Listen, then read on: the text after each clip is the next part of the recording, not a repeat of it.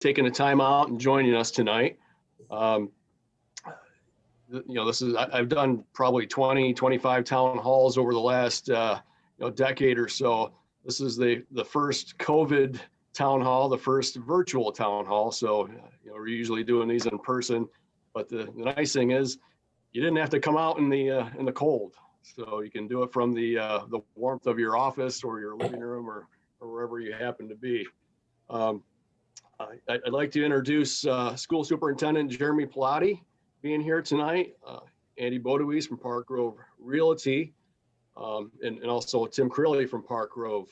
Obviously, there's been a lot of discussion with the closure of the Bryant School, or the coming closure of the Bryant School, and then what becomes of it. And as you all know, reading the newspaper over the last several months, Park Grove has interest and has been working with the school district, working towards purchasing it and developing it. And just talking to a lot of people in the community, it seems like there's been a lot of questions, and there's naturally going to be a lot of questions. There's going to be concerns. When it's no longer a school, what does that look like? What does it look like for the neighborhood? What impact does it have on the neighborhood? What impact does it have on the school district financially? What does Park Grove bring to the city? How can that benefit us? So there's a lot of different questions to ask. There's a lot of different lot of different points of view out there. What I hope this town hall brings is just an open dialogue. So, for the folks that have questions, let me just give you a rundown of how we'd like to do this. So, down at the bottom of your screen, you'll see the chat button.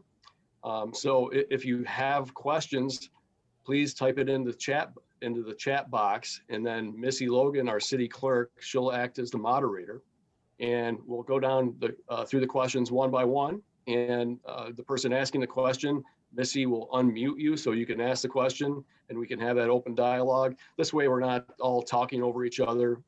And I think I've done some of these meetings this way before. It seemed to work out pretty well. But this is a learning, so just kind of bear with us a little bit. But there are a lot of concerns out there, a lot of questions. I think I give Jeremy a lot of credit, trying to get out there and get the information out to the media, get the information out to the residents, out to the district voters. As whatever happens to this project, wherever it goes, it's ultimately up to the voters. So it's not it's not a foregone conclusion because and Jeremy can talk to this in greater detail. But when the school district sells this building, they have to get voter approval. So when you go to the polls in May to vote on the school budget, you'll also see a referendum, either saying yay or nay to the sale of this building. And there's a lot of different things, that go along with that. So with that said, Jeremy, I'm just going to kick it over to you. We'll kind of maybe do the sequence, go back to, when you came in and you conducted the study with Labella, Sure. What that study looked like. We can kind of walk through the process. Andy, then we'll get over to you, and then we'll just open it up to some questions. Okay. Thanks, John. I appreciate you inviting me to this meeting, and hopefully we're able to answer some questions and really respond to questions as they're coming in.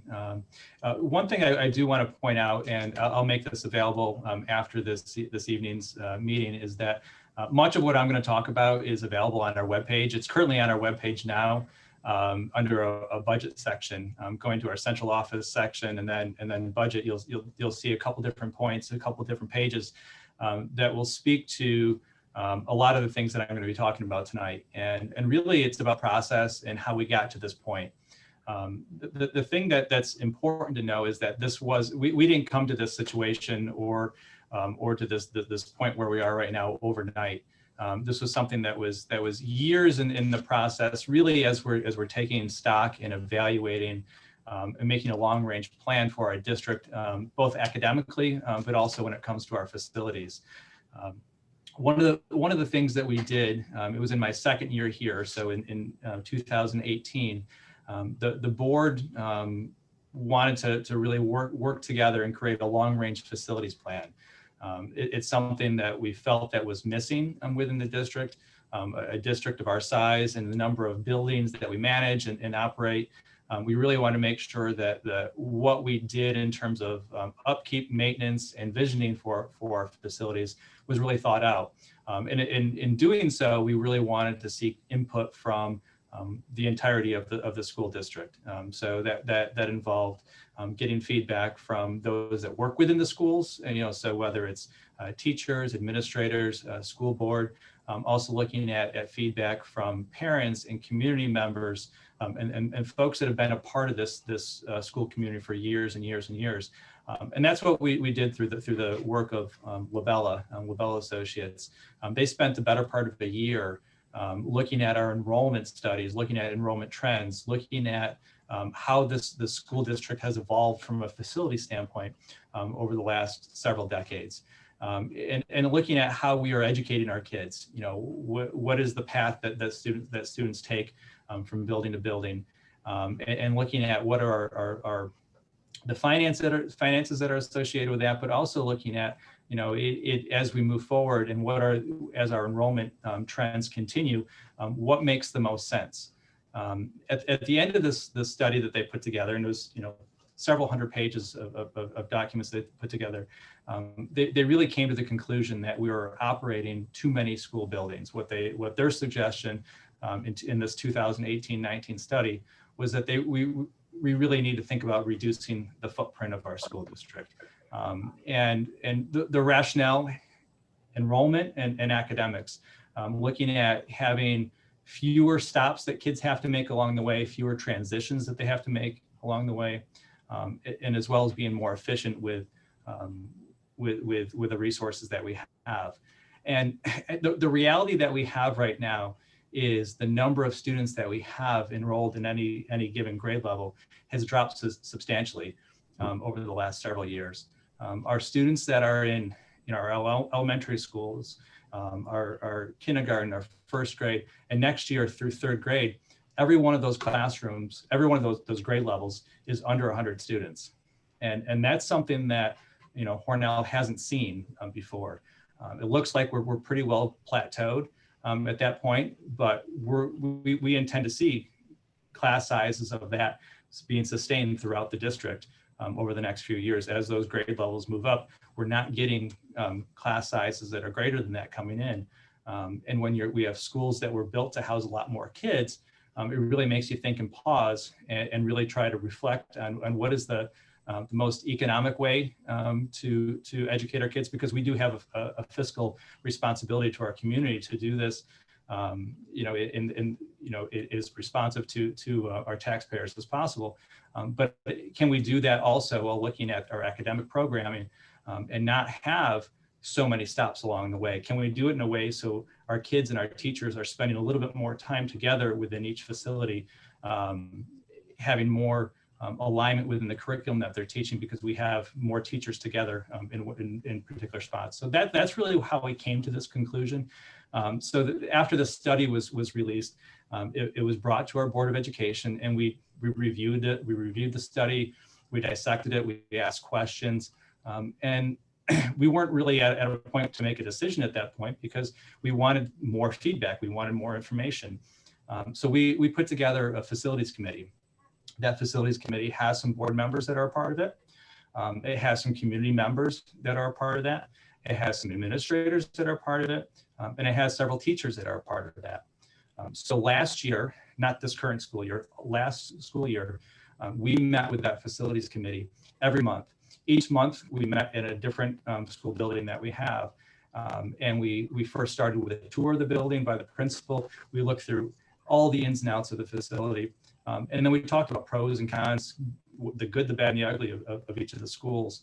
And as we went through this process throughout the entirety of last year, we landed with a meeting really talking about, do we support the recommendation that Labella made?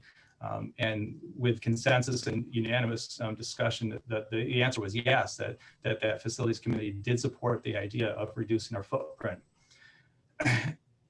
As our facilities committee concluded with that work and with that study, we had something happen that really never happens in school districts when you're making decisions to potentially close a school building. We had somebody that expressed interest. They expressed interest in purchasing in developing the school building.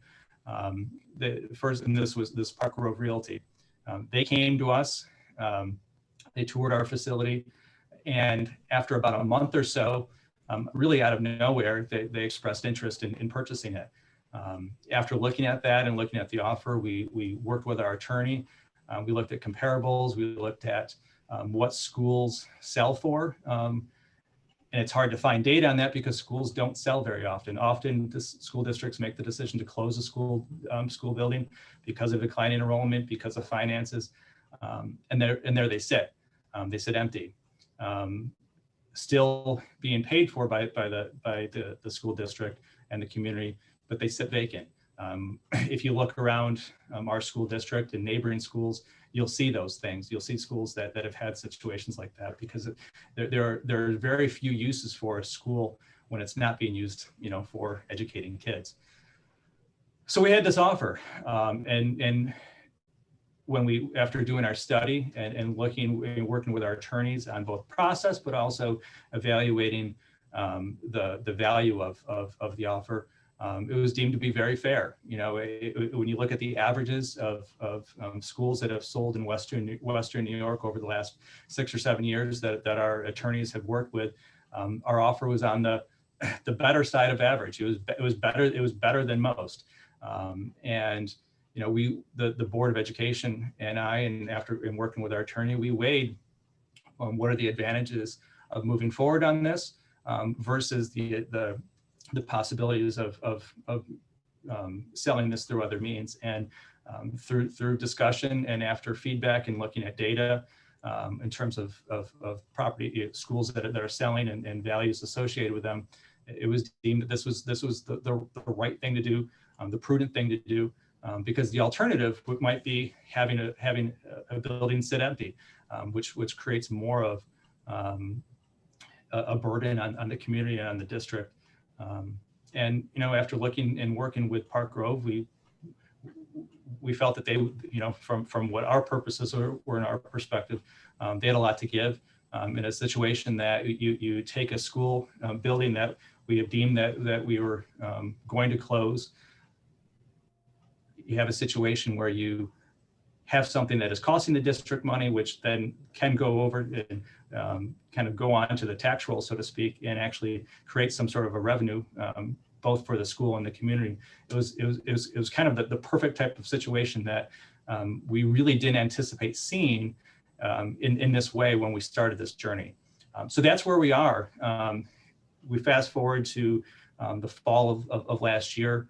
We negotiated a contract of sale with Park Grove Realty, and we're going through that process, which ultimately is put before the community, the voters of the school district to approve or disapprove in May. That's really on the sale side of it. The Board of Education is a part of this process. At our last board meeting, made the decision and made it public through their action to close the school building for next year. So the Board of Education has that authority to close the school building. The actual sale of the school really, because we're a small city school district, lies with the community. So that's where we are. We know full well that this is a challenging scenario. It's in many cases can be unpopular. We're not doing this because it's a popular thing to do. We're doing it because we think it's the prudent thing to do and the wise thing to do from both the academic side of things, but also from being as fiscally responsible as we can.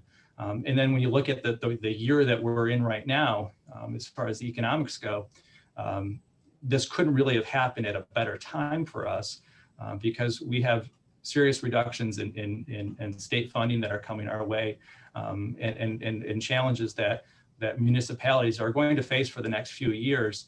We have some influx of some federal dollars right now, but those are short-term assistances that really won't help us in the long run here. So the timing of this really couldn't have been better for the school district to be able to maintain high quality programming.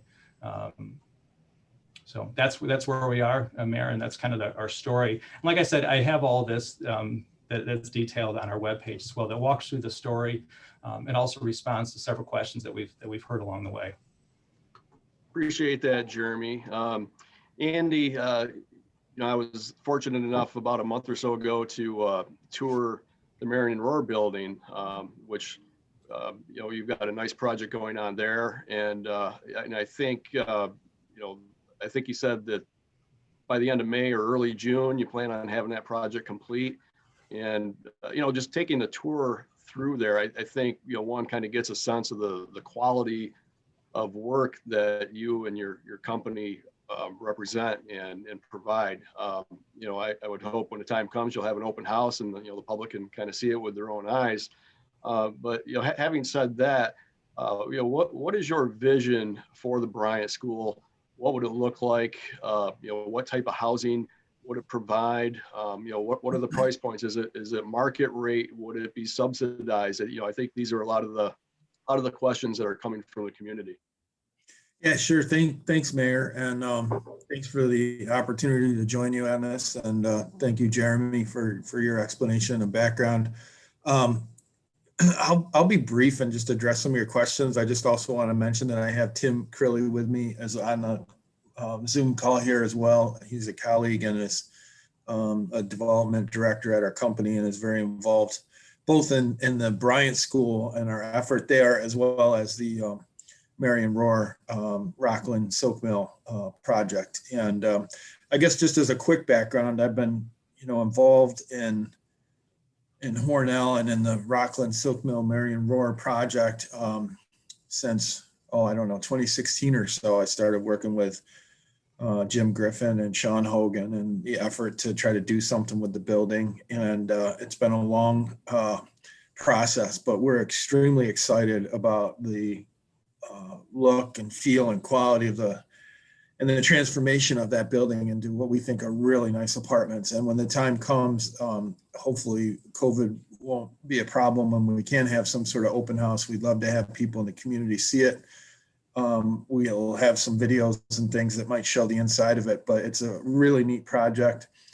And when we took that on, we at the same time kind of recognized that, fortunately for Hornell, there's some great things happening in your community. And we felt like that there was a need, for additional housing, and the Rockland Silk Mill will be pretty expensive, loft style apartments, high end and pretty significant price point. I think fair price point, but obviously they're for people that are at a little bit higher income level, and we felt like there was always a need for sort of working families and so forth, that really to have quality housing options as well. And we worked very closely, as you know, with the city a few years back, and had a project that we were working toward doing to fulfill some of that need at the Shawmut Park. And fortunately enough, Alstom has been successful, has more work, and now that site is no longer, the IDA needs it to help fulfill some of that demand that Alstom has. And at the same time, we became aware that the school was potentially available. As Jeremy pointed out, we came down and met with them and toured it over the summer. And we have extensive experience in rehabilitating and transforming schools into really nice apartments. And as Jeremy pointed out, a lot of times school buildings are not conducive to a conversion to apartments. Sometimes they are, many times they're not. It's a challenge because it can be a lot of dead space, and there's space that you just can't convert to apartments. There's space that you just are stuck with, and then you have the operating costs, and so they just don't make sense to convert.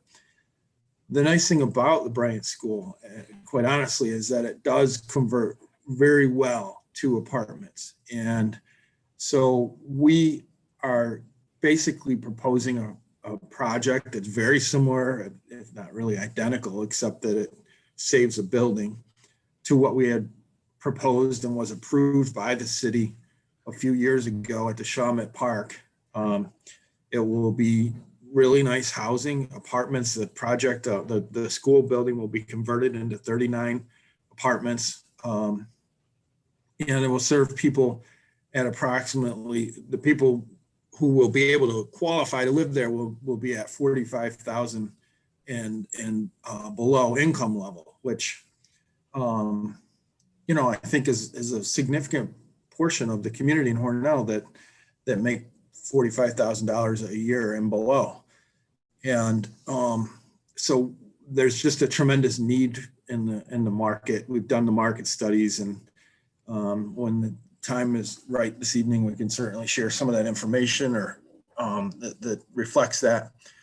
It'll be a great project. It'll have a community room, a fitness center, a management and maintenance on site, the management office with a maintenance person.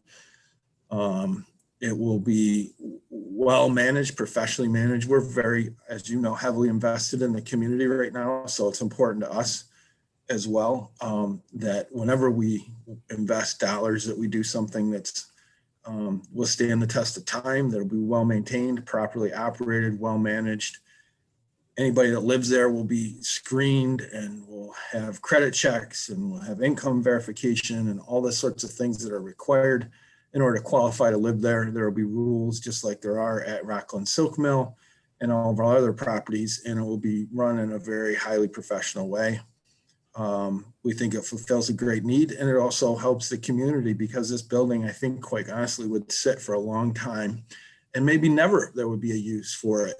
There just aren't that many uses for schools.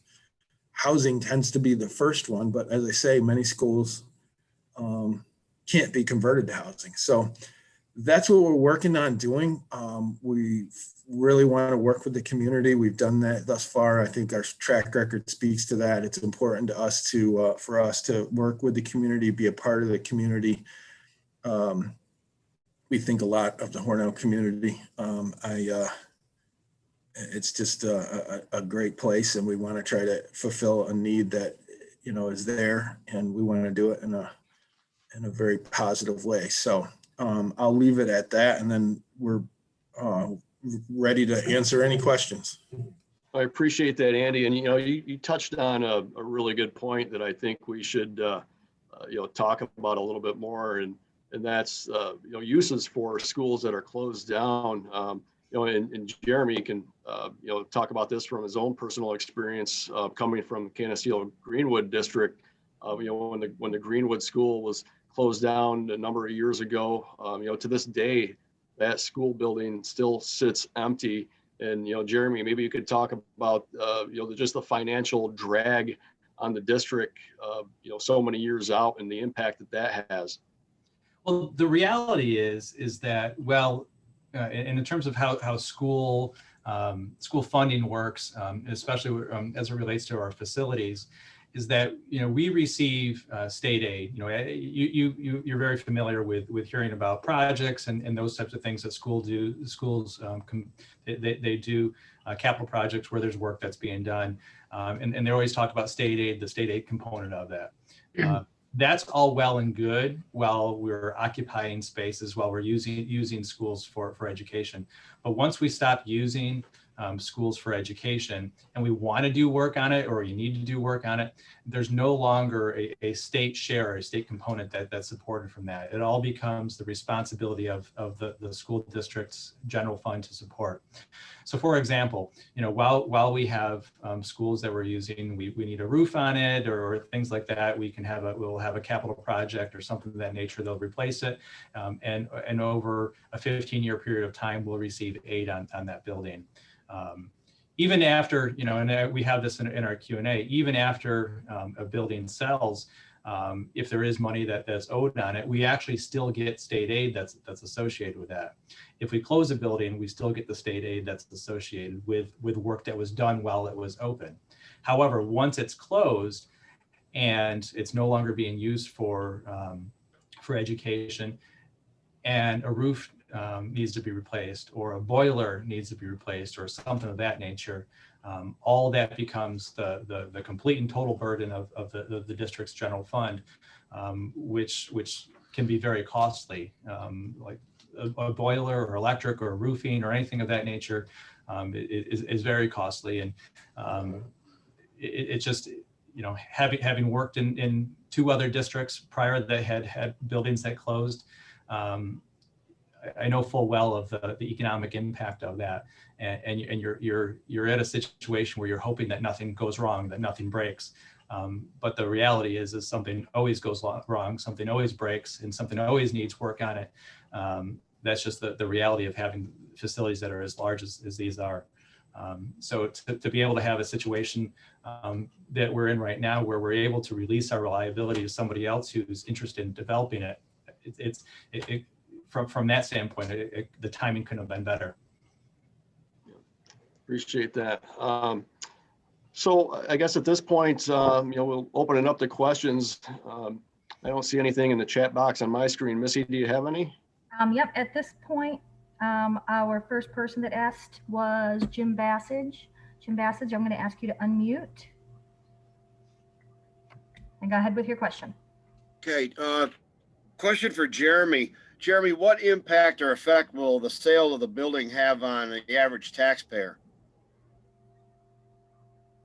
In terms of short-term or long-term, from a short-term standpoint, you know, we're balancing our budget this year. We're putting our budget together with a 0% increase on the tax levy. So for this particular year, we're looking at no change to the levy. We're not asking for any more dollars because we're able to save significant funds by reducing operations through attrition and reducing some staffing through attrition.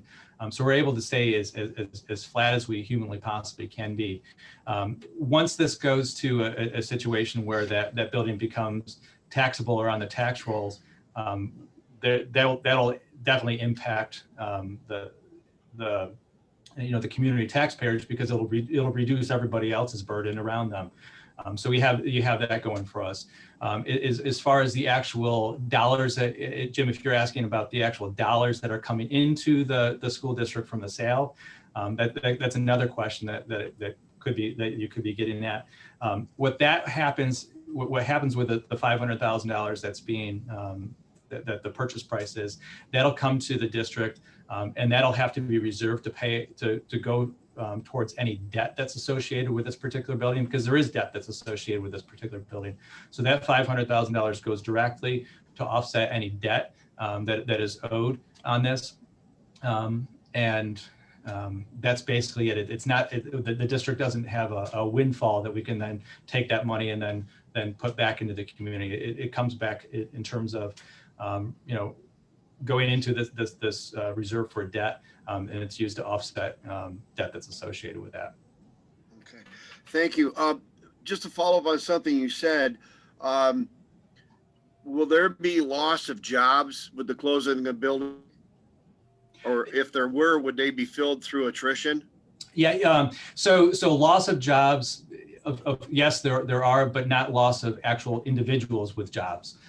So we have, we're reducing staffing expenses by over $500,000 in this process, but we're not doing so through laying anybody off. So there are 0 layoffs that are associated with this. What we've been doing, given that we've been planning this for well over about a year at this point, we've been able to accomplish these reductions of workforce by attrition. So when we have openings in positions where we've had individuals that have left the district or have retired, in many cases we haven't filled them, or we've shuffled internally to fill those positions so that they're accomplished through attrition. So yes, there will be fewer positions, but they won't be created by layoffs. People won't have lost of a job as a result of it. Thank you. Okay, the next person that has a question is Rich Argentari. He's calling by phone, so I'm going to try to unmute him. And if it doesn't come through this way, he did type me what he wanted to ask. So if we don't hear him in a minute, oh, Rich, Can you guys hear me? Hello? Rich? Yes, we can. Oh, great. So thank ahead, you, Rich. Jeremy and Andrew, for your explanations. As an aside, I wanted to just say to the superintendent, you must feel the multi-children family and going to 4 schools with different pickup times. That is a logistical nightmare. So this is a plus in a lot of different ways. But aside from that, I digress. Andrew, my question actually is, when you say 45K and under, are we talking individuals or are we talking families? What size are the units?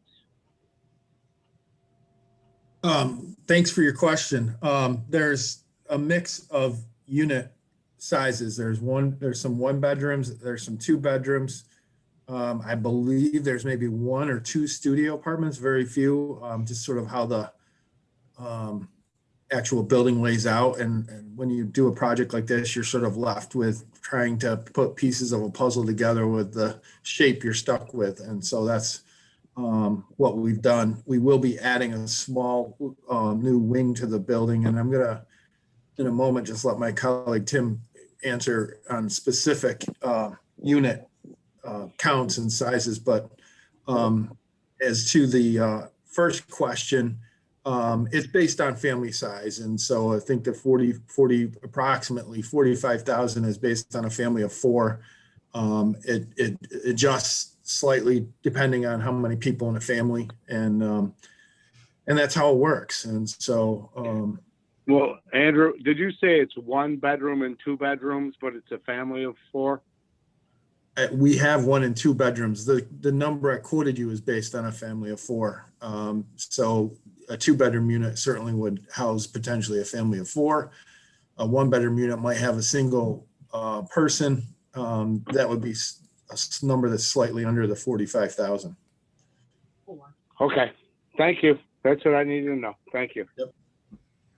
The next person that had a question is Tim. And I'm looking for Tim. Bear with me a moment. All right, Tim.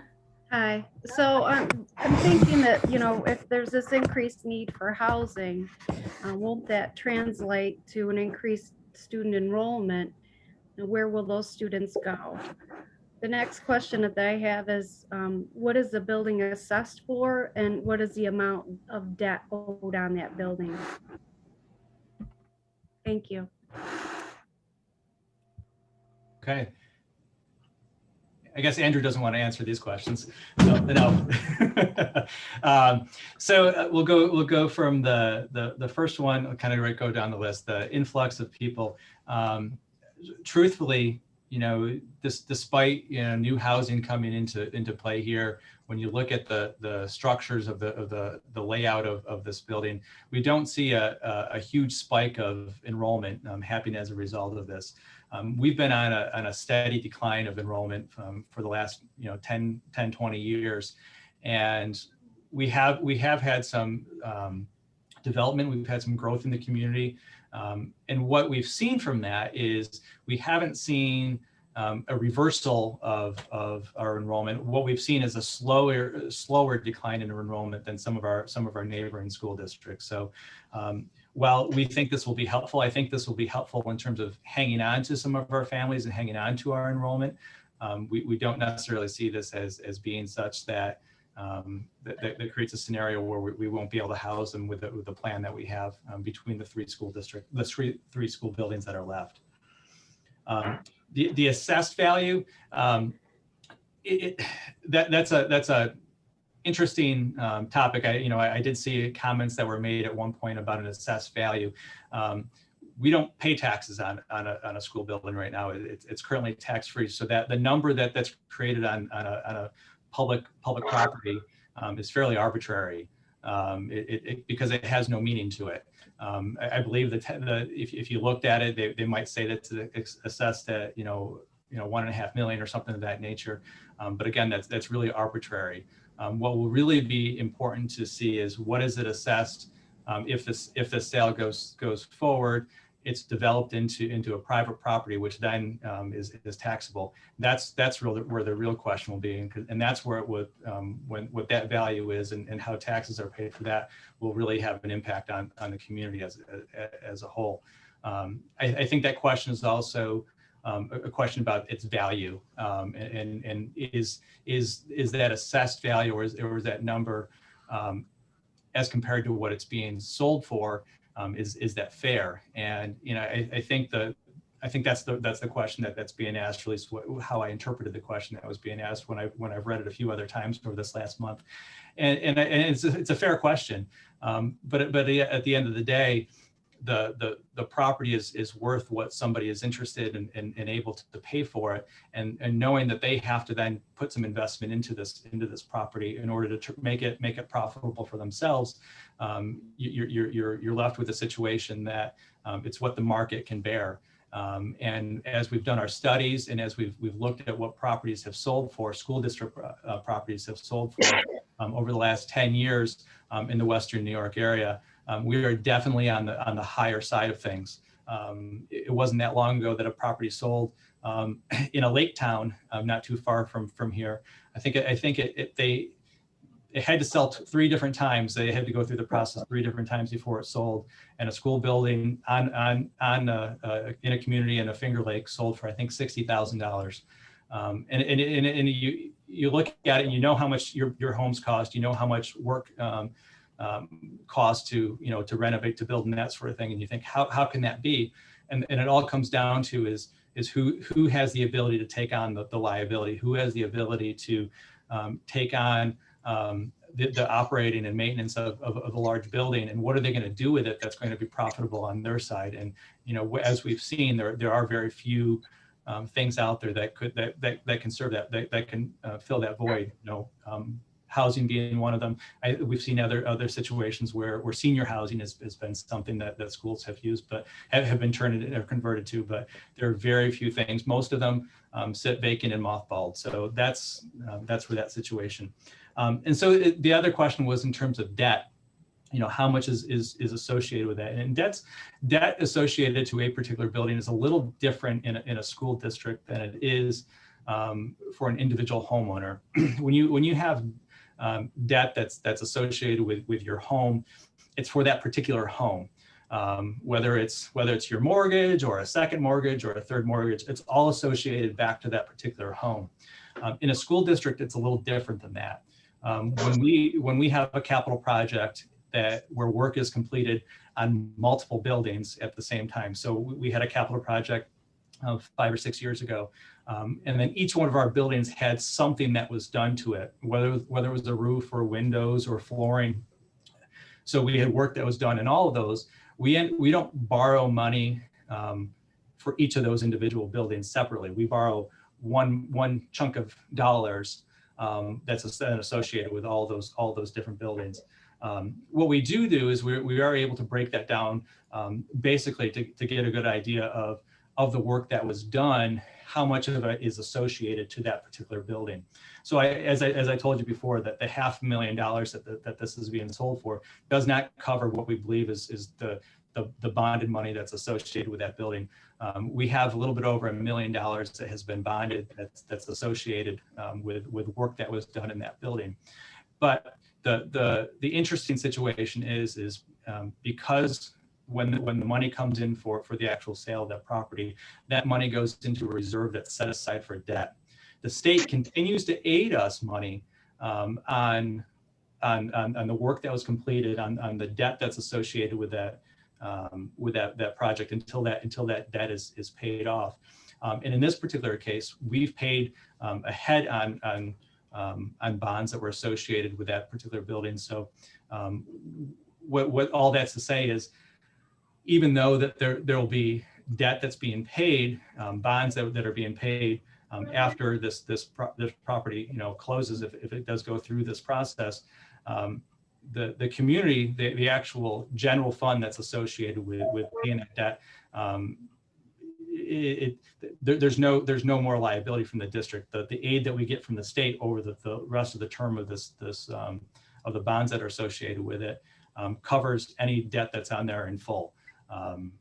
So all that to say is we'll still have that there still is debt that's associated with it, but there is no local share that's associated with the debt that's associated with that building. Next person is Jessica Cleveland.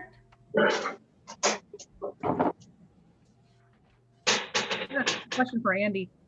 Just to follow up with Rich's question regarding the workforce housing amount. Is there a limit at the low end of that? 45,000 for a family of 4. Is there a limit at the bottom end of that? 45,000 for a family of 4 sounds like that could be a single person limit might be kind of low. I think a general fear in the neighborhood would be that it would be similar to low income housing.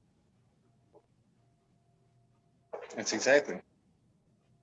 Well, it's so let's just want to be clear. It's not subsidized housing. It's housing that has lower rents, that's designed for people that are working but making a income level that's not a 6-figure type number. It's a moderate really income housing. There's not a lower limit. It's essentially the income levels, and then it's under that, and the lower limit is essentially that you have to be able to pay the rent.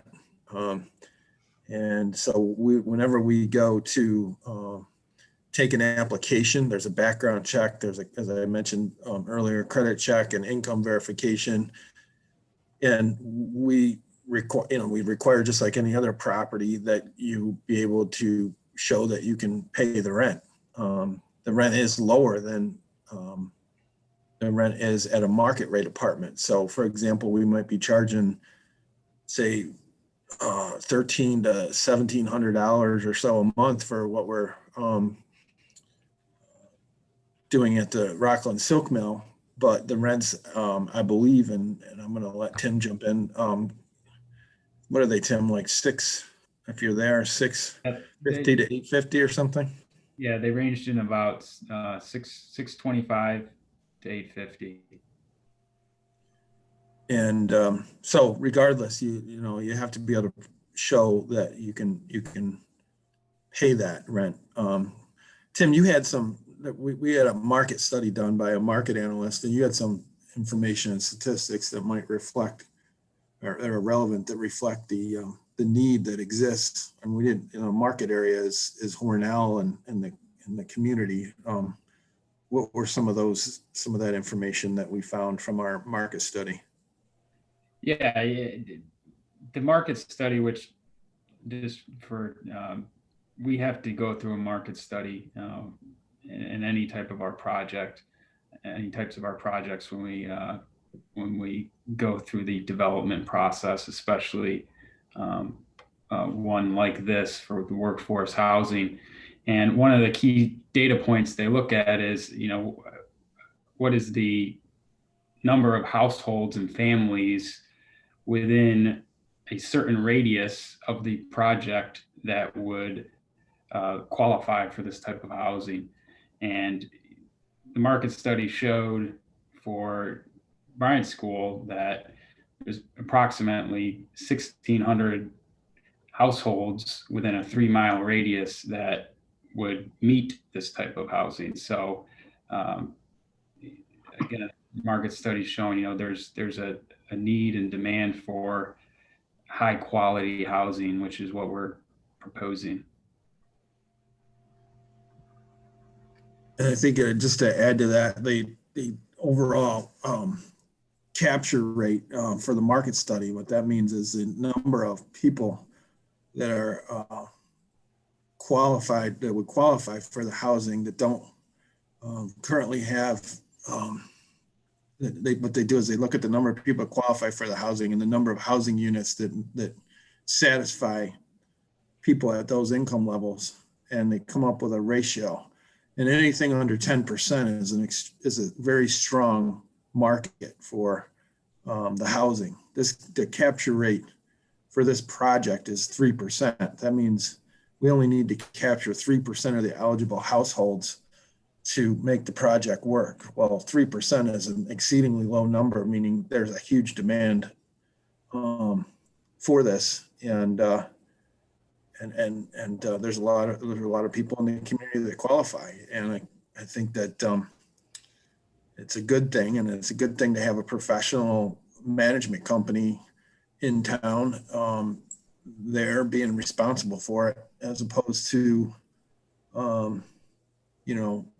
people that might not be as that do this for a living, that might be mom and pop landlords that aren't necessarily keeping up with the maintenance and things like that. That's something that we take a lot of pride in and is important to us. So I hope that answers your question. I'm still a little confused. So the average rent of a single person could make $20,000 a year and have a rent of like $650. Is that what the average rent is? Is that what we're saying? Yeah, if you look at it from a pure single person that would occupy a one bed or a studio, it's probably in the range of $600 to $650. Okay. So there's not really a potential for this to squeak down to, $150, $200 a month subsidized like the low income. No. This is not subsidized. No, it's the rent is the rent, and you have to pay the rent just like you do at a market rate property. So that helps a lot. Thank you. And going back to, Andy touched on it a few times earlier, but the application process that we will go through when we select tenants, it's very stringent. It's just as stringent as it will be at our Rockland property. And one of the parts of those, the application check is, confirming with employers and employment related data. So it's a thorough vetting process. And again, just to clarify, these are residents that are hardworking, employed members of the community. Okay. Next up is Kevin Valentine, and then I have two other questions after that. Jeremy, this question is for you. And no disrespect, a few years back, you wanted to do an expansion on North Cornell, and it got turned down. Now you're closing a school, forcing that expansion. Did you ever take into consideration how this is going to affect the people in the community? How it's going to, can you be more specific with how it's going to impact the people of the community?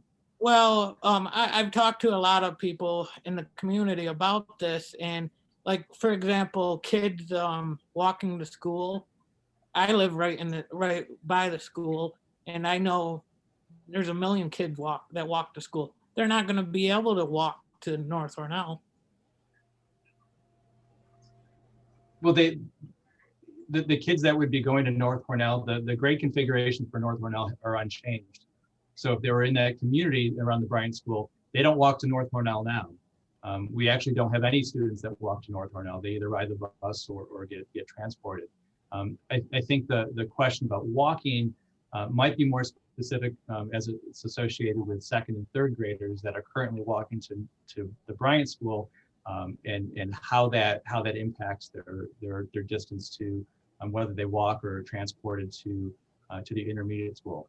So if that's the question, there is some impact and there's some change. What we're in the process of doing right now is working with our transportation department and looking at what are the routes that kids, what is the walking distance that we have? Are we going to stay with our current walking distance that we have, which is basically a radius that's drawn out from the schools?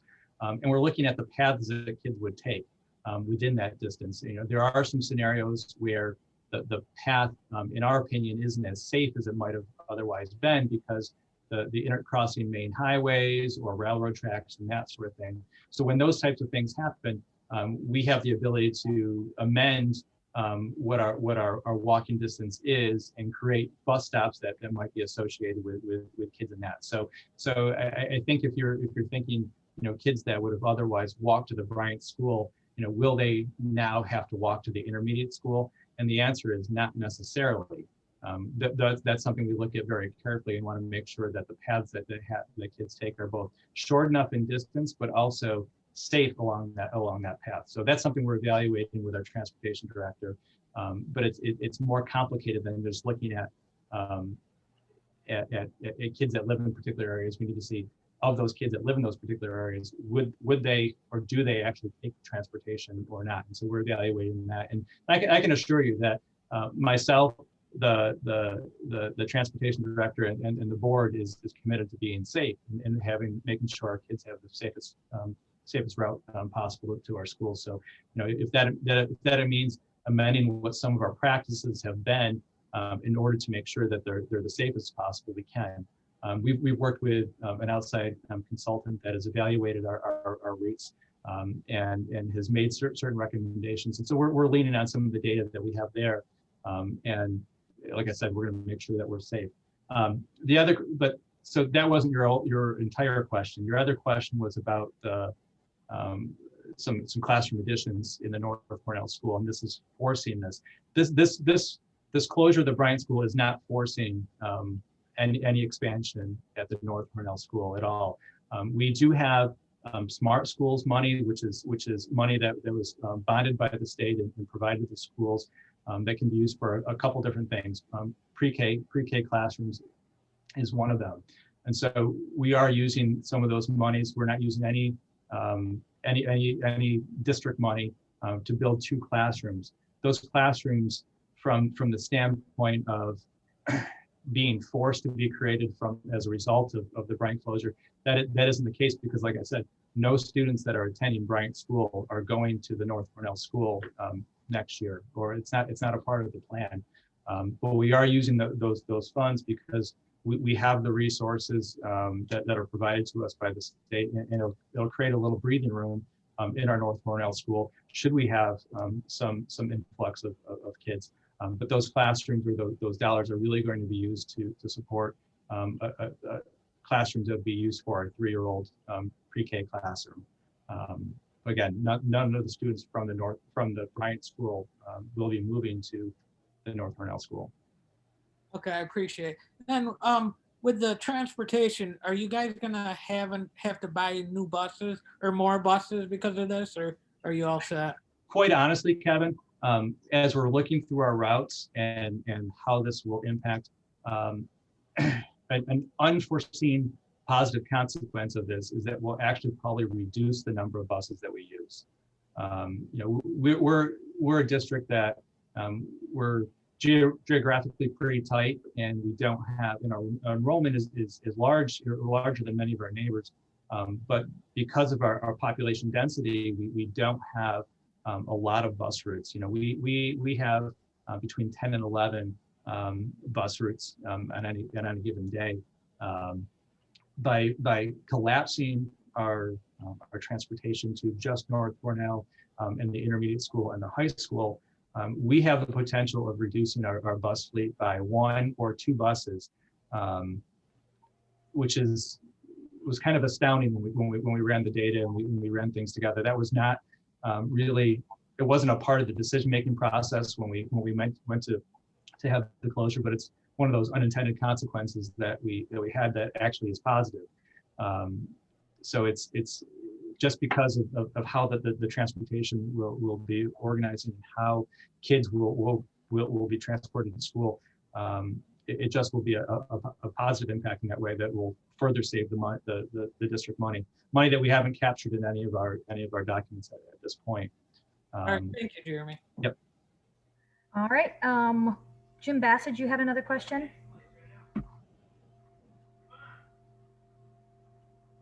Yeah, I guess for the developers, did the monthly rent, did that include utilities?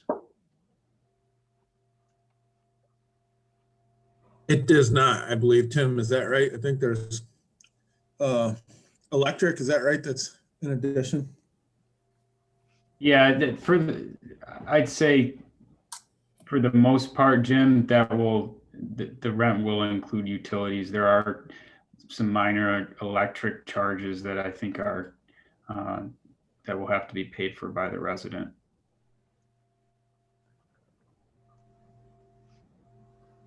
And can you do a breakdown on how many 1-bedroom and 2-bedroom apartments are in the project? Yeah, sure. There's 2 studios, 23 1-bedrooms, and 14 2-beds. So we have a total of 39 units. And in terms of square footage, I know I didn't touch upon it earlier. Typically, the studios are 500 to 600 square feet. The 1-beds typically 7 to 850, and then the 2-beds are 850 to 1,000. Thank you. Yep. Next up, Tim had another question as well. Thank you. So will there be a tax shelter for this project moving forward? I guess I'm not sure what you mean by tax shelter, but we will be seeking and will need to obtain a pilot to be successful with the project. So if that's what you're referring to, then yes, we will be. Yeah, I think so. You know, just as some businesses, when they come to town, they'll get relief on their taxes for a certain number of years. So I was just wondering if that was also going to be the case for this specifically because, you know, we'll be as taxpayers paying paying off the debt on the building after the building is purchased, whatever remains. Plus, then we'll be paying all of the taxes that are going to be discounted or not taxed. Well, Yeah, I can address that a little bit, Andy. okay.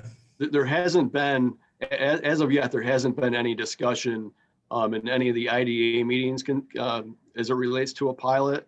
But then again, you know, we'd be kind of putting the cart ahead of the horse because the acquisition of this building by Park Grove, you know, has to be approved by the voters ultimately, and you know that's in May. So, you know, I think, you know, as we get a little closer, we can have those discussions at the IDA level.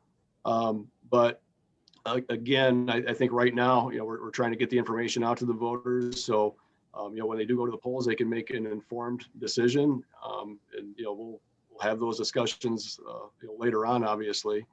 But John, yeah, John, and that, you know, I think there's a good question out there because I think there's a lot of confusion as to what a pilot is and how it impacts an individual and how it doesn't impact an individual. So I think from our standpoint, you know, being able to communicate that because, you know, as a taxing agent within the school, within the community, you know, we do receive pilots from various entities. That pilots are they're created either by the city IDA or from the county IDA, and we work on both situations.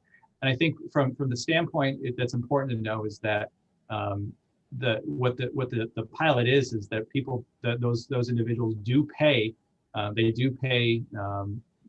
funds that go towards the levy. And the levy is what's just set. You know, the levy is what the levy is, and the pilots that are paid by the business, they go towards the levy. So they do impact residents from what they pay. You know, if they were not paying in this particular case, if this deal goes forward, that building right now is paying. It's not earning anything that's going towards the levy. Anything that Park Grove would pay, whether it's in a pilot or through regular taxes, would be helpful to the levy because it goes to offset what the individual share would be. Just what that value is, it determines how much it's offsetting the individual homeowner. Pilots in general, the ones that we work with, have been very fair over the years, and what they do is they gradually scale up to a point where they are paying full taxes. So over a period of time. It's just the pilot, the concept of the pilot is to help the business get started so that they can affordably get a project going, get a business going, something of that nature. With the ultimate goal is that they pay their you know, quote unquote fair share. yeah, I think pilots get a bad rap sometimes, Jeremy. I think you're right. You know, pilots are really, you know, kind of a carrot, you know, more of an incentive.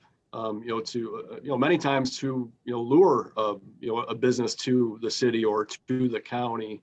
But, in this particular case, as it stands right now, the city of Hornell doesn't financially benefit directly from the Bryant School.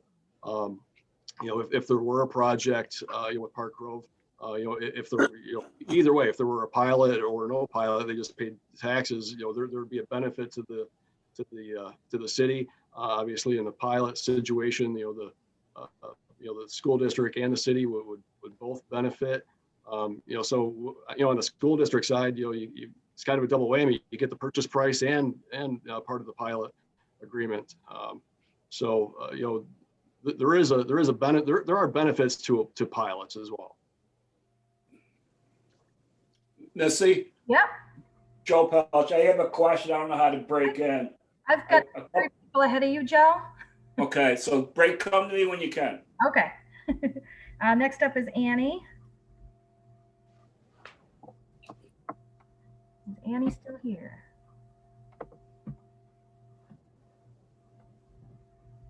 Annie A, are you still here? Hi, yeah, I'm here. I'm sorry, I typed it out because I have loud children, but can you hear me? Yep. My question was about the ages that are going to be at the intermediate school. I know years ago they separated the high school into junior high and senior high because the ages were thought to be, to my understanding, were thought to be too wide of an age range to all be intermingled.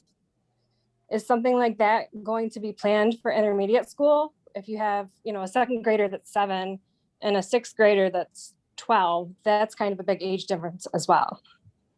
So organizationally, as we're designing class placements within the school, it's important to know that 2nd, 3rd, and 4th grade are currently what we call self-contained. So the students basically are with their classroom teacher for the majority of the day.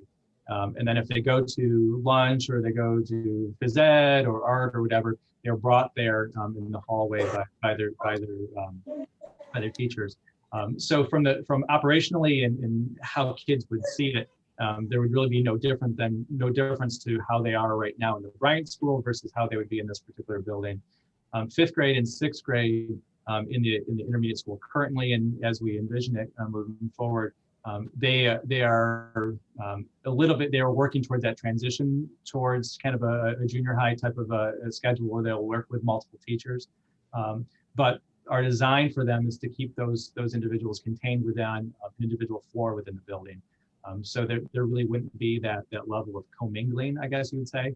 And the same with lunch periods. We would keep them scheduled in a way so that there isn't commingling. So it is a greater age level than I guess what you would see right now, but it certainly is not uncommon to have 2nd through 6th graders in an elementary school. It's not uncommon to have kindergarten through 6th graders or 5th graders within the same school building. That's a pretty common model, kind of across the nation, but we would be very mindful about how they're organized within the building and trying to keep like grade levels together. Okay, thank you. Next up is Ted Murray. I'm going to unmute you. All right, Ted, you had a question? Yes, for Andy, I was just wondering, is there any plans going forward for parking, where parking is going to be, and what's going to happen to the playground area that's currently there? Good questions. The parking that's there will remain.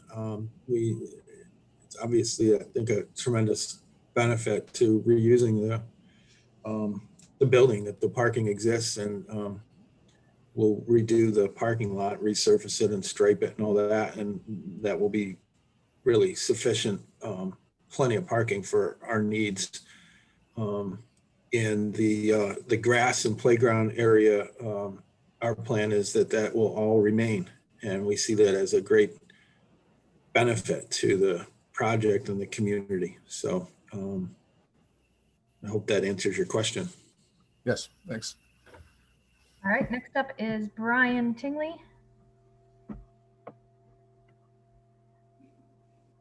Can you hear me now? Yes. Okay.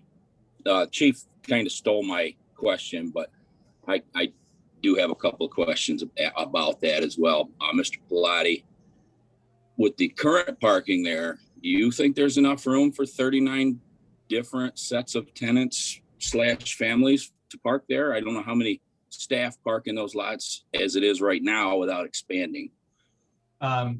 Without doing an actual count, I would say, I would lean on the side of yes. If you think about the parking lot, looking at it from what we use now for busing, for bus drop off and pickup, that is not used for, we don't have any all-day parking that's going on in there. So I think that's a significant size of a lot that would capture a number of cars as well as what you'd have behind it. So without doing an actual car count, I can't say for certain, but I think you'd have more than enough because that one lot off of that grassy side of the school is quite large. Okay, and the next one would be for Mr. Bodews and Mr. Crilly. Mr. Andrew just talked about the green space and the playground. For a number of years, the city has employed staff during the summertime to monitor, kind of babysit who's down there at the park and stuff. If that becomes your private property, how do the kids that are in the neighborhood still use it? Are they going to have the availability of that park? Because the next closest one is Veterans Park, and that's a pretty good distance away from where they're playing right now. The few that do go over there, but there are some. Well, I think, we certainly want to include people in the community to be able to use it. The challenge with it is insurance and all that sort of thing. We'll have to work through that, but it will be our goal to allow folks in the community to benefit from it. We think it's a community asset and we want it to benefit the community. So that's certainly something we'll have to work through, is the insurance and those sorts of things. We certainly don't want to be getting letters from Ross Salino or people like that. So, no, we want it to be a benefit to the community. So we'll have to figure out how to make that work. Thank you. Brian, I could weigh in. While Andrew was talking, I counted parking spots. 88 are what exist right now. 80, okay. Thank you.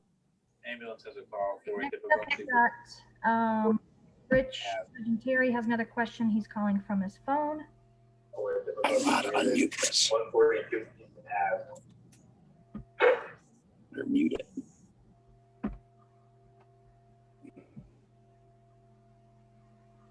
All right, I'm going to go on to somebody else. Joe Pelch. Yes, thank you, Melissa. As a follow-up to the green, it's the only green space on the east side of Hornell. And I'm talking to Jeremy Yule. Are you going to put a reservation in that deed, in that agreement, that the city of Hornell and the children of the city of Hornell are going to be guaranteed use of that playground area in the summer? I don't want to hear from the developer that that's our goal. You have the right and the ability to make a reservation in that deed. Will you promise the taxpayers that you'll do that? You're asking me right now if yes, that's a promise. I can't make that promise now. That would be a part of the negotiated term that we'd have to talk about with the board of education. Do you want us to vote to take away our kids' green space? You think it's going to fly if you don't make that promise? You don't have a chance. I can't make that promise if it's not going to be agreed on the other side. Again, that's a negotiated term. Well, you own the property, not them. And if that's a deal breaker, it should be a deal breaker.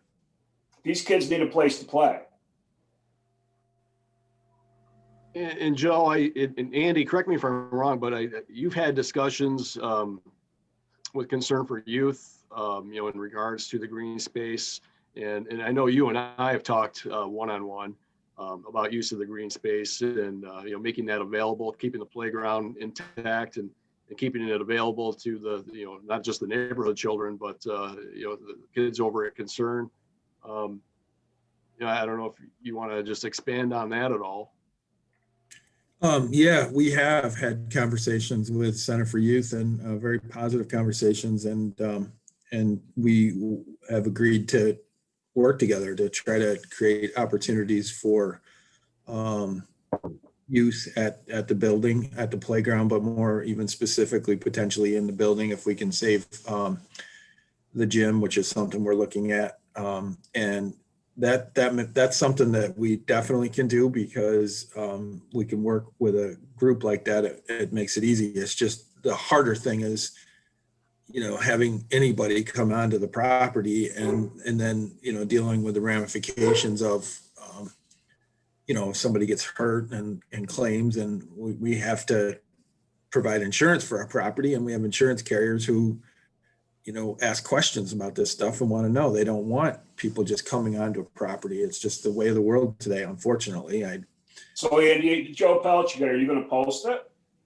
What's your intentions? I mean, we're here for a public hearing. We should know the truth. I don't know. I don't understand your question, Joe. I'm sorry. Well, the question is, what are your intentions?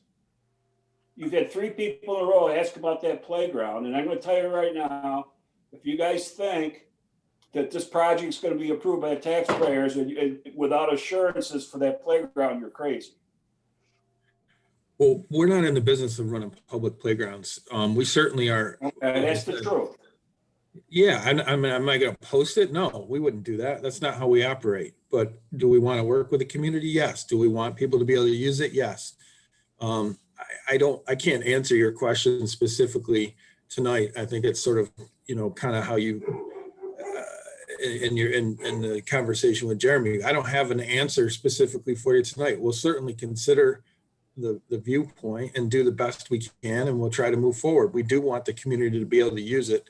At the same time, I have a company to run, and I can't have unmitigated risk associated with, our property. Well, it's just we have a team of lawyers. The school has a team of lawyers. Do you think that the taxpayers for the city of Hornell deserve an answer prior to the vote?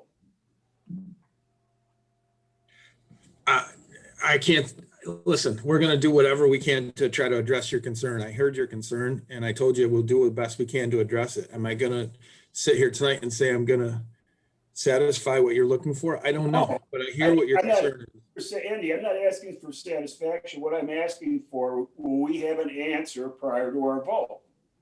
We will do everything we can to get an answer prior to your vote. Joe, I think that's something that we could all, work together on, Andy, Jeremy, and myself. We do have the summer program, with the park attendants, and, that's been a long-standing site. But, the city has used other parks that technically aren't city property in the past as well. So I think there's always, a path forward to accomplish these things. It's just a matter of working together and sorting out the details. Yeah, we want to do that too. So I appreciate your comments, Mayor, because we want to do that. And I think if maybe the 3 of us can talk about how to do something that might work, we're all for it. We'll look forward to that conversation, and I'm sure we can, figure something out. Okay, who owns the playground School equipment district. down there? School district? Correct. Is that part of the sale? It is a part of the sale at this point. Yes. No further questions. Thank you. Okay. Right, next up, we're going to try Rich again, Argentary on the phone.